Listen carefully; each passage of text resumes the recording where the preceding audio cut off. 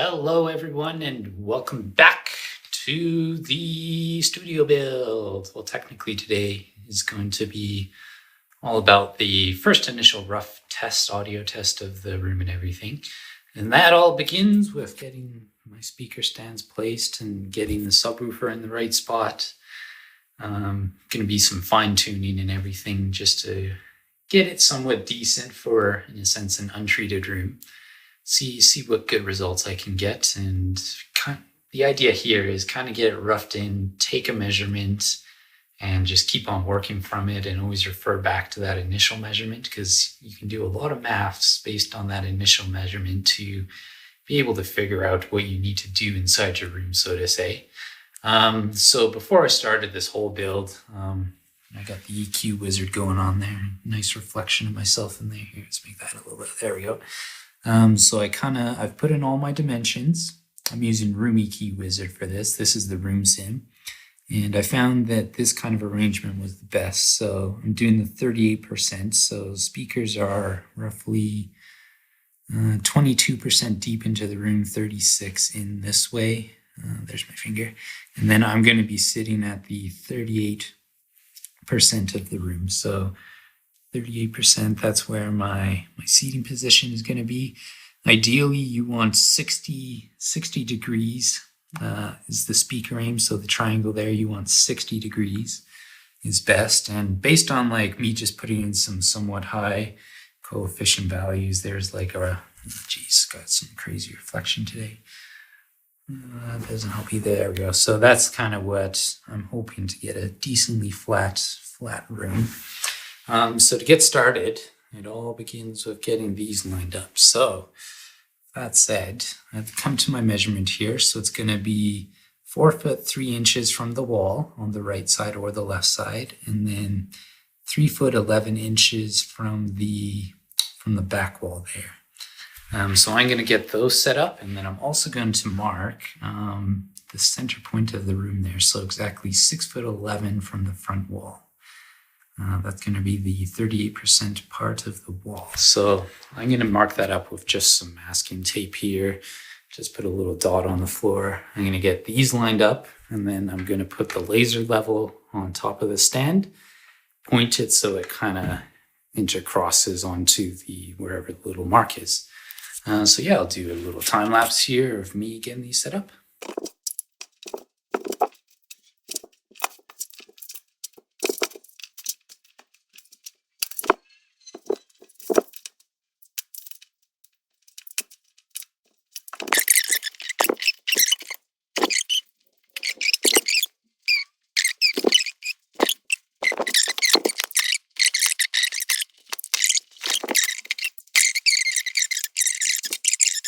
Okay, so I got my speakers wired up, my mixer wired up, my computer. I got my phone sitting there. I'll get to that in a minute, and then the sub's back here. So I pointed everything nicely towards our little center point, and right now I've got my phone there, and that's going to be measuring the SPL levels, because what I'm going to aim for is about, I want to say 78 on the mains, 78 dB SPL, and then I'm going for 75 off of the sub. So what I'm doing right now is I am playing once I get to it, I am playing a pink noise. And what I'm going to do is I'm going to unmute it, and then I'm going to look at this and get that bang on 78 for my lefts and rights. All right, so this is where I got to be really quiet.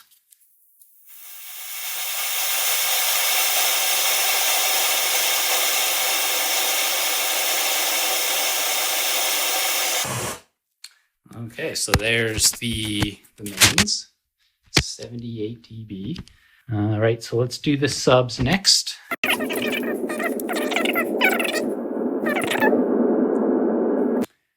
I almost forgot, there's one more thing I gotta do, and that is time align my speakers. So because in theory the center point of the listening point is a lot closer than the subwoofer is, what I'm going to do is I'm going to delay out my mains, and based on my calculations in Room EQ Wizard and then just online, it's going to be 5 milliseconds delay.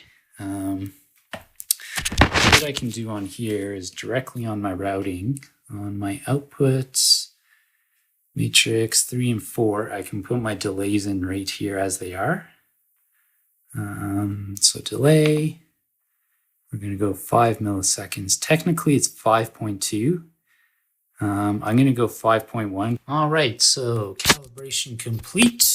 I did do a quick few measures, but show you what I got. So I'm just kind of EQing out my sub right now. I'll do a quick measure. I'll show you how close it is, how good it's sounding. So here we go. Hit the measure and complete silence.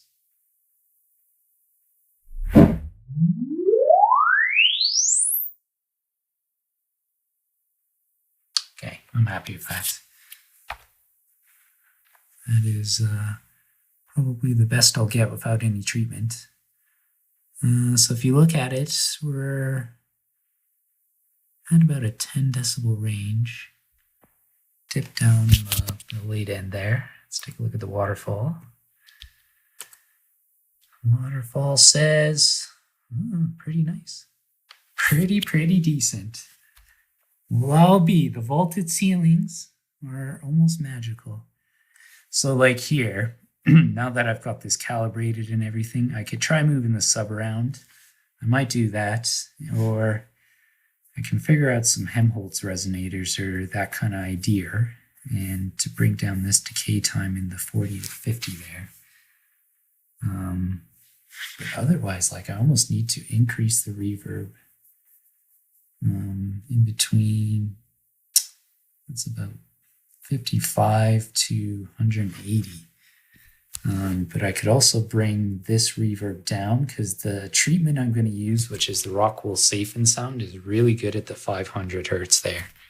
So I'm guessing if I do my first reflection points, that'll bring down the reverb time here. So basically what you're seeing is like, imagine this in 2D where you see the top of the peak there. That is like the reading.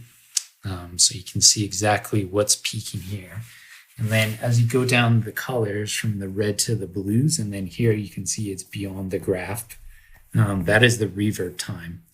And you kind of want it all in this blue. So like my high end is really nice. That is a really nice high end. So what I want to do is try and match that across the whole spectrum. So I'm going to have to do probably a lot of super chunking within this 30 to 50 hertz range. Okay, so I've gone ahead and got started on what's going to be what the subwoofer is sitting on. So what it is, it's 2 cinder blocks, 1 and 2. And I ended up gluing them together, and then I cut out some rubber because this is going to go and sit on the floor like that. So I cut out some rubber so don't scratch up the floor or anything. And then this is dried overnight. They say 24 hours. It's probably about 21 hours. I may pick this up now. I'm not too sure. Hopefully the glue is sticked well. Tough to tell, really.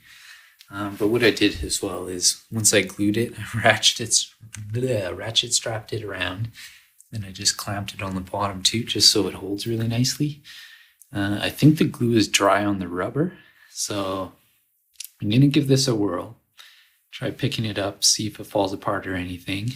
Move it over to the air and then do a few tests. Now, whilst this was drying as well, I just ended up framing the rest of this wall.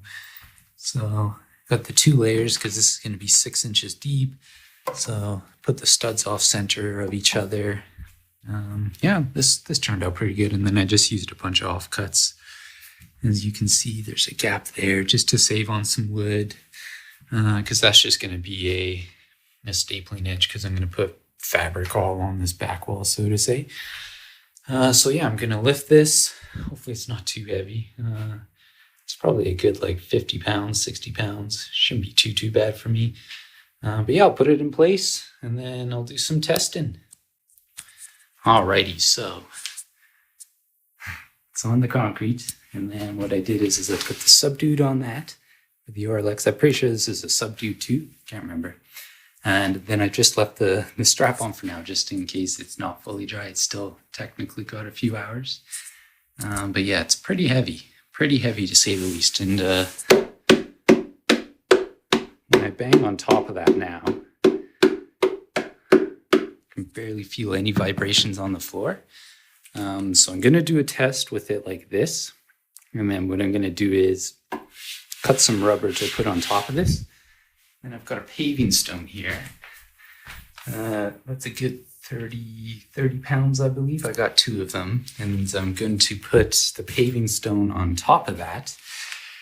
So in theory, you're putting weight down to, in a sense, couple it to a decoupling. So in a sense, this turns into like a floating speaker or close to it. So it's just an anti-gravity, so to say. Kind of helps weigh, with that technique, it weighs down the sub so much that it decides to just decouple itself.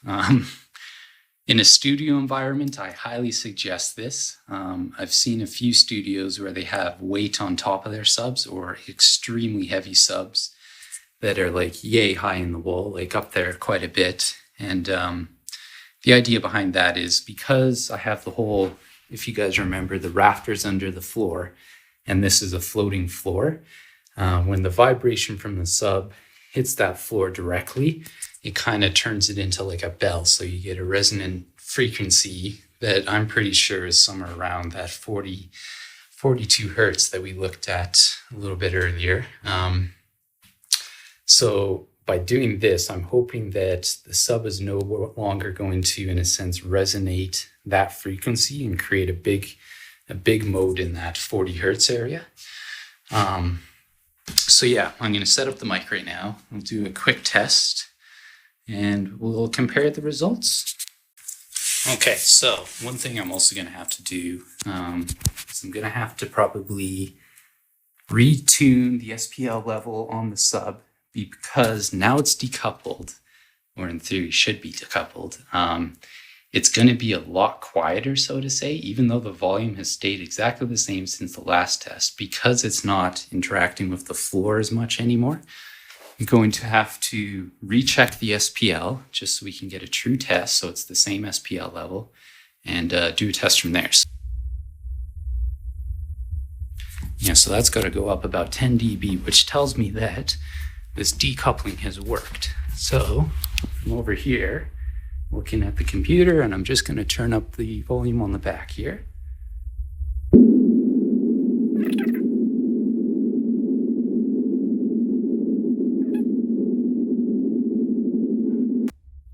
Okay, that's it right there.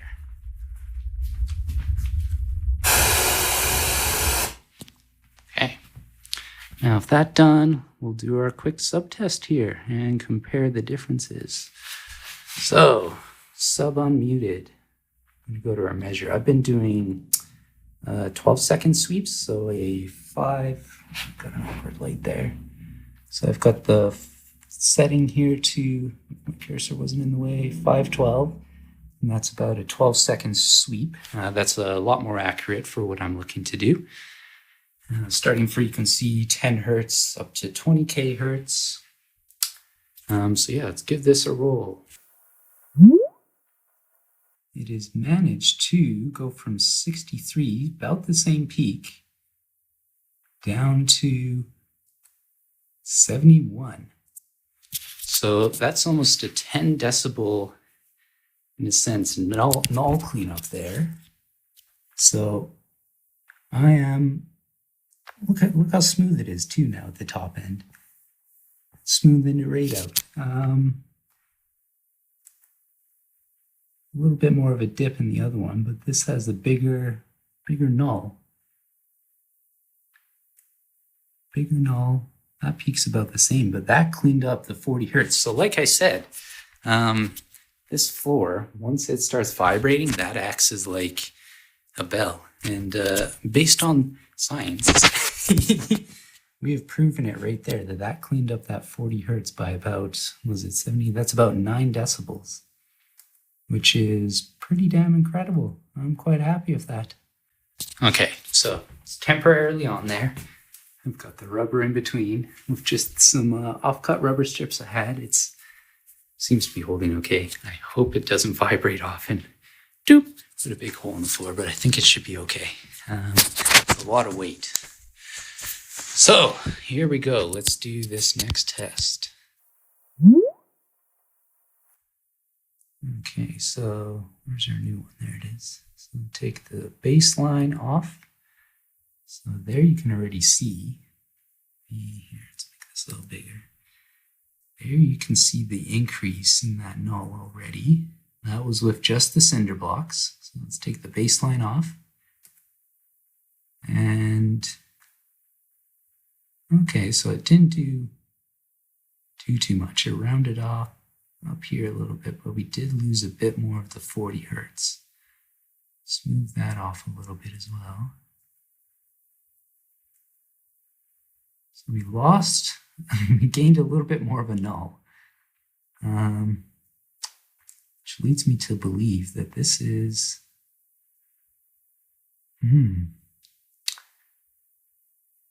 do I go with it or do I leave it? That is the question here. Let's look at the waterfall, see what the waterfall is showing us. Maybe we got a bit better. Ooh, you kind of got more of a rumble, that's for sure, and it increased the decay times quite a lot.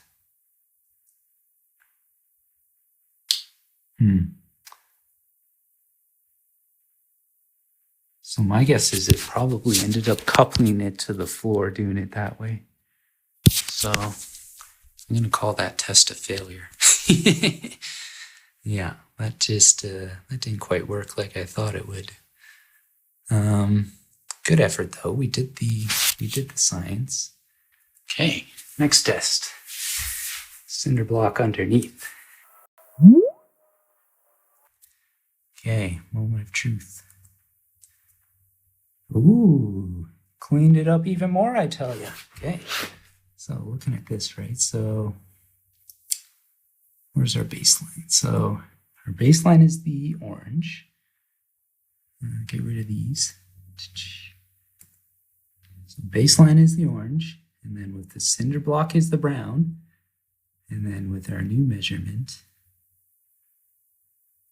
we are up a couple more decibels in that null.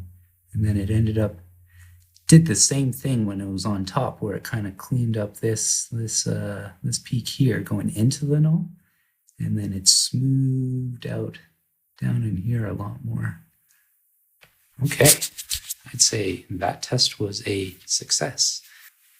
All right, so as you can probably see, that whole back wall is filled in, and then I got some little super chunks there. That one's half done because it ran out of material. That one's done, and then that one's done in the corner. Okay, so I've been doing a few fine tweaks, and I also built myself my Murphy door. So as you can see, there's like, in a sense, an inner frame, and then the outer frame, so to say, as you can see. And I tell you, closes like a dream. Closes nice and perfect. It took me a whole day to get that in. So that's one more thing done. So obviously you can see there's a gap there, but it seals there. And then on top of that seal, it seals onto this piece of wood here, just barely catching it, which is good. And then on this side, it ends up catching just right in there. So that was something I would not suggest anyone do. It was very difficult, very, very difficult. So I got the pin and everything. This is the puller thing in case you need to pull it. So that's in there. And then just underneath directly there, it's kind of hard to see, just right there, that's the bottom pin. So when I pull it out, basically I pull that top pin down, slightly lift up, and then the door just drops this way, so to say. And then to put it back in, same process, it drops in down there. You line it up, put in the pin, and then it's good to go. So that's one big job off my list. This designing doors and building doors, especially when there's no directions really on how to build a Murphy door like this, is something I would definitely not suggest. There's a lot of cursing, a lot of swearing. But on top of that, I also did a bit of EQing, and look how clean that bass is there. That's only with the super chunks. Still got that like 40 hertz problem, but I'm gonna live with it. It's gonna be too expensive to try and fix that. So yeah, basically next point now is getting the panels up, figuring out the rest of the acoustical treatment, and kind of balancing out these reverb times. I kind of like where it starts here and ends there, so mostly a lot of the midsection needs just a bit less of a decay time. I'm not going to worry about that because that's going to be too big of a problem to fix at this current time. So that's going to be a future video, how I fix that problem. So yeah, I'm going to build some panels. I'll do a little tutorial on that and we'll go from there. Okay, so here is my corner bass traps. As you can see, just using the 1-inch OSB. And then what I'm going to do is I'm going to put this triangle on the inside, so to say. So it's all nice and square, but easy peasy. Just a couple of screws down on there, a couple of screws on the side, and then just fabric wraps around, as well as can do some 3mm vapor barrier, 5mm, whatever I got. Wrap it around the front as well, because that'll help reflect the highs. So yeah, this is a easy build for my super chunk corners there. So yeah, I'm gonna get going away at that. Alrighty then. So got that all built, so you can see base sits down there. It kind of extends a little bit there. So I'm gonna do the plastic wrap it around the sides, and then do nice black fabric that I still have to pick out. That's in the process. So for now, those are just gonna live there. Got all 4 corners done. And then as you can see, the door is now fully insulated, inside and outside. So that almost does me for insulation. Plan is tomorrow I'm going to do the side panels, and then listen around, figure out where I need to do any small little panels, because I've got a whole bag in about, let's see, I think it was about 4 more pieces of the Safe and Sound. 1, 2, 3, yeah. So I got 8, 9, 11 more pieces of the Safe and Sound 24-inch. So might for now just do little spot treatments. I'm also noticing like down in here, right in front of the square, it's still very bass heavy in there. So I'm thinking I might do some more thickness in there or something. I'm not too sure quite yet. I'll have to do some thinking on that. But yeah, it's looking good in here. I'm going to do a quick test, get the mic all set up.